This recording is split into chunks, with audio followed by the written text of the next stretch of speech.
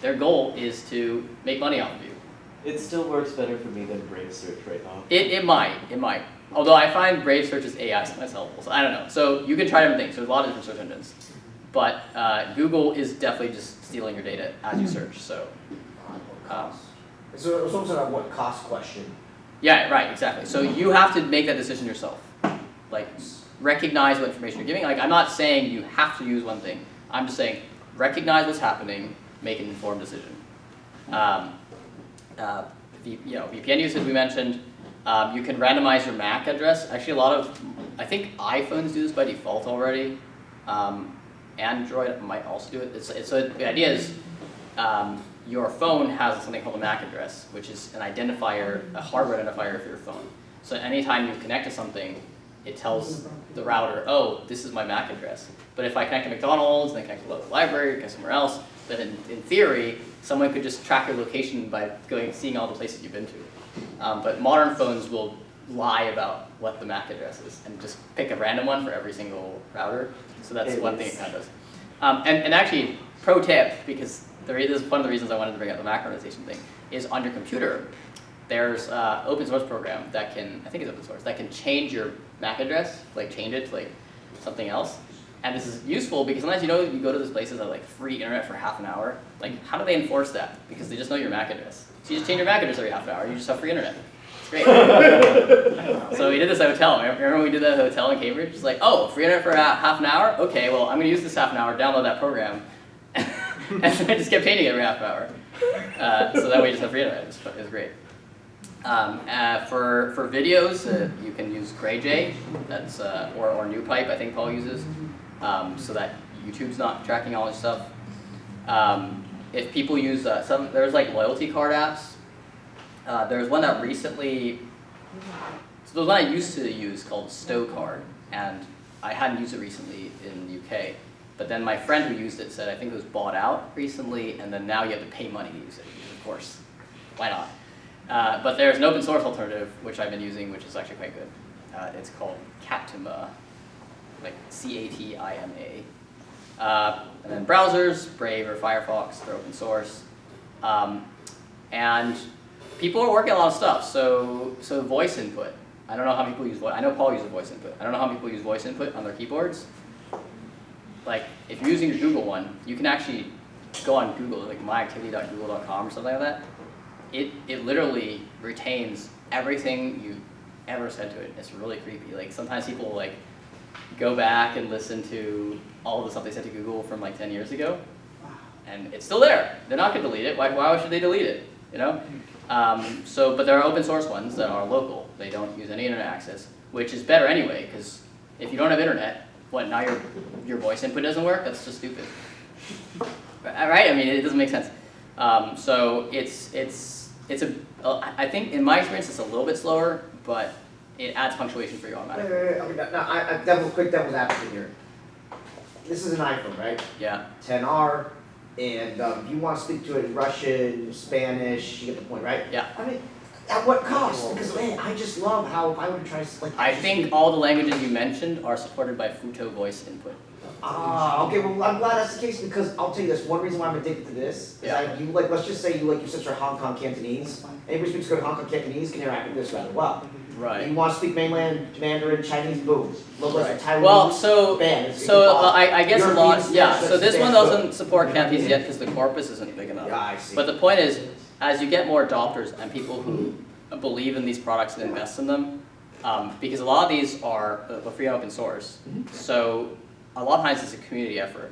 So what are we doing to expand the corpus, right? Grow that body, make it wide and fat and all that good stuff. Make it a giant. So, okay. So I think they have some place where you can like submit voice samples if you want. Obviously that they'll have it, but so you have to sort of decide. Again, okay, but help the Ilocano then. Then there's Open Maps if you don't use Google Maps. There's KeyPass if you want a password manager. SimpleX is an actual unencrypted thing. SimpleX is interesting because it also protects against your servers being hit because it's also decentralized. So I had an argument with my friend who's from China, and I was like, there is literally nothing preventing people, like, because obviously you can't use WhatsApp in China, but I was like, there's literally nothing preventing you from just getting simple X. He said, no, you can't download this. It's banned in China. I was like, it's free and open source. It's not possible to ban something that's free and open source because you can compile it yourself. And then apparently GitHub is banned, but I'm like, okay, but everyone knows how to use a VPN, so you can just get it off GitHub, then you install it. And then he said, oh yeah, but then the servers are banned, right? Like, WhatsApp servers are banned. I was like, yeah, but then you run the server on your own computer, because that's the point. And he said, well, how do I have a server computer? I'm like, you have a computer. It is a server. Like, that's the point, right? That's what we just learned, right? So the server is a computer. And then so you can do a lot of this stuff yourself. It's a little bit of work, but that's, like, again, that's partly where, not everyone has to be super techie. You just have to have a few friends who are a bit techie. And that to me is kind of the, we all have different gifts, but we can all contribute in different ways. Because, the techie people could be setting up these servers among friends, and then you can hopefully trust your friends. And if you can't, then that's sad. So simple things, these are simple things. Sanitizing links is also simple. It drives me nuts when people send me a link, and it's like 3 paragraphs long. And why is it 3 paragraphs long? It's because there's tracking data in the URL. And sometimes it's just because bad IT. So I have a utility on my website that just shortens links. Not just the cookie part, but a lot of times like a news article, it goes, I don't know, BBC, no, not BBC, like Wall Street Journal or New York Times.com / blah, blah, blah / a number / the title of the article, which is super long. Guess what? The title doesn't have to be there. If you delete it, the link still works. So why are you sending me a 3-paragraph link? It doesn't have to be 3 paragraphs. And then data segregation, right? So like I was mentioning earlier, you have to trust somebody, but actually you can kind of trust different companies with different stuff, so at least nobody has all your stuff. That's a little bit better. If you're so inclined, there are slightly more difficult, so this is just sort of the simple stuff that I think everybody can do. Like you can download an app. Most people know how to download an app. It's like Ray, Cat, these things. Firefox, Brave, Fudo Voice Input. If you're a little bit more techie, there's more difficult things you can do, like installing an image instance. So that I installed recently because I saw the Google Photos thing, and I'm like, hey, I also have a baby, and I can't even say they're my photos. Like, I don't want to have to be like, oh no, trust me, this is my daughter. Look, and then to show them, just avoid the court system for photos that I should reasonably be able to have on my phone and on my servers. So they're not on Google. They are on a device that is functionally mine, like a drive, and then I serve something like Google Photos off of it, including the AI stuff, because one of the things people like with Google Photos is you can do AI searches. Well, AI is very good now. Even like, okay, if you want ChatGPT, that's maybe not everyone has ChatGPT, but if you're just like searching photos for something, feature recognition, that stuff open source is already quite good. Voice recognition, open source, is already pretty decent. Like this stuff will catch up soon. So that's just on my phone. And then I have a backup because it's good at backups. That's on Amazon, but I encrypted it. So Amazon can't see anything like this. If we talk about any bad actors, why was there something in the news about like going from Android, like Android texts can be hacked? Like why do people care that their texts are being hacked? Sorry, what do you mean? There's something like their SMS text, you mean? Yeah, something like that. Well, recently in the news. It's private. Like I don't know. Like if I told you I have a giant hemorrhoid, I don't want everyone to know I had a giant hemorrhoid. Well, actually, I don't really care, but like someone would care. Or that you won the lotto or something. Yeah, exactly. That could be dangerous. Exactly. So, right. I'm just thinking, like, what are the scenarios? Like, if you're like a common person, like you're not a person of interest, but if you stand out. No, but that's the point. So you're not. So this goes back to the threat model thing. You're not a person of interest to whom? Because everybody's a person of interest to advertisers. Right? But then you're still one out of a gazillion people, so. That's true, but so advertisers maybe less directly, but insurance companies, they can raise your rates. So it can come around to affect you in some way. And I guess even if you're correct about your one out of many, that's sort of the, like, it's sort of the, if everyone thinks that way, then the problem never gets solved problem. But so you're getting at more like, it's a principle of the thing. A little bit, but to varying degrees, it will affect you. And I can't tell you for you specifically because I don't follow you around, so I don't actually know your use cases. But like, using your car apparently can raise your insurance rates. Like you can't anticipate a lot of these things because these people are cleverer than we are, but unfortunately evil. So I mean, you can take certain measures to like, if you bought the car already, I guess that's a bit tough because you're out a couple tens of thousands and you don't want to dump a car because the resale value is very bad.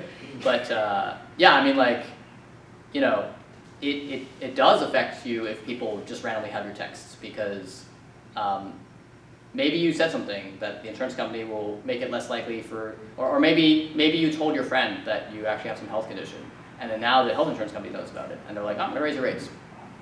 Or maybe you said, oh, I like bumped the car next to me, but it was fine. There was no scratches or anything. It just I was like backed into them, and we like sorted out because there was no damage.